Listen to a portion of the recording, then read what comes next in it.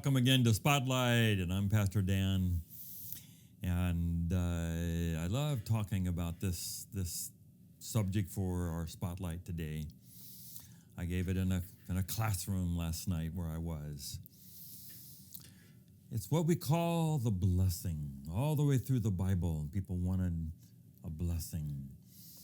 They had the birthright blessing, that Jacob and Esau and all of that battle over who got the birthright.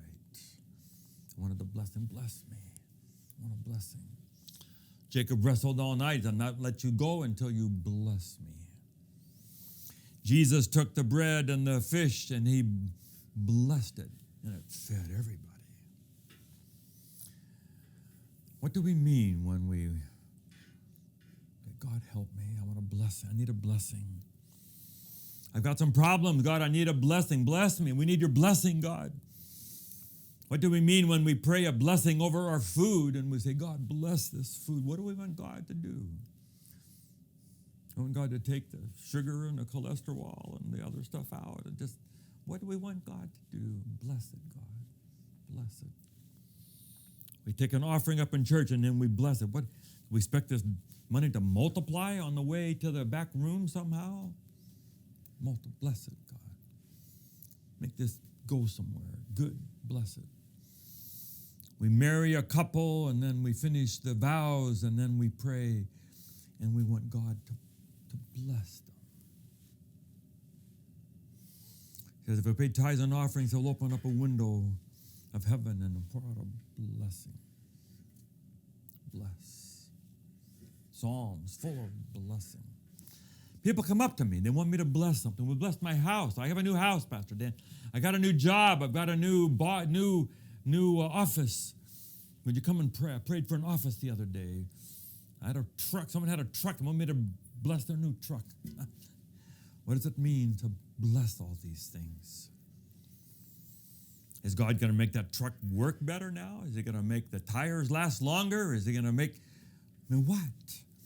We get on a plane. What do we want? Pray God bless this plane. Is he now going to help the pilots fly better?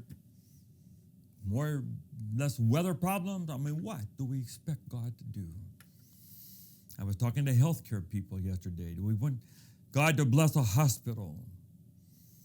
We want the buildings to last longer? We want what? If you give your finances to God, will God make your stocks go faster? If a student wants God to bless them with their schoolwork, what does God actually do? I was in India, and 2,500 people would be in this church. There's a college of nursing, and there's a high school. And as soon as I would finish, I would come down the aisle, and maybe there were 100 kids, most of them girls. Some older people, too, gather around me. They had a little cute, they had their sari. They would bring their shawl over their head.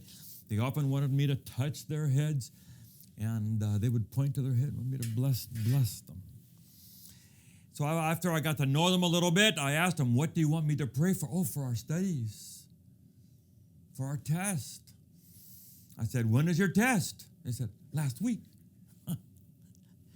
I said, what do you want God to do exactly here? You want God to go into the teacher's grade book and they laughed. They saw that was kind of foolish. But what do we want? I said, no, you have to pray before. God will help you prepare for the test, that you will study well for the test, that he will help you remember, that he will help you organize your thoughts and have little ways of remembering what you have to do, that you will think clearly, that you will do the test quickly. God's not going to go into the teacher's office and change anything there.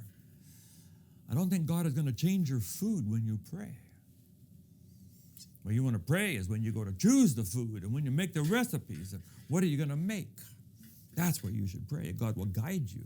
If you're going to get in the car and pray for God's protection, I don't think he puts his heavenly angels there and pushes your car away from going off the road or something. But he will guide you as you drive the car. Say, God, help me drive well. Help me be quick and drive safely and look ahead and drive defensively. Yes, all those things, God will help you with that. So we have to be clear what the blessing is. Matthew 5:43-48 says, God sends the sun and the rain on the just and the unjust. God's blessings are like shower, come out to everybody. You got to be under the shower. What good does it do if God is sending you sunshine and you're in a house and not in the sunshine? And sunshine's not going to do you any good. You got to go out and be where the sunshine is. If there's a shower and God is showering blessings, then you got to go where the shower is. And then God will bless you. And God will give you ideas. God will give doctors ideas on how to diagnose patients well. God will give preachers ideas on what to preach. God will give teachers ideas on how to teach well and to do the best lesson plans and to answer questions well. And God will give graphic people a good idea of what to put together in their graphics. And computer programmers will get a good way to design their software. God will bless, yes, He will, but He blesses in our minds. He blesses in our hearts. He blesses us in our lives. And then we become a blessing to the world.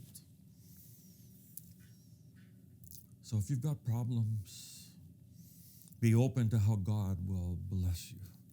But mostly He will come and whisper you and sustain you in your life. This is Spotlight. We'll see you next week. God bless.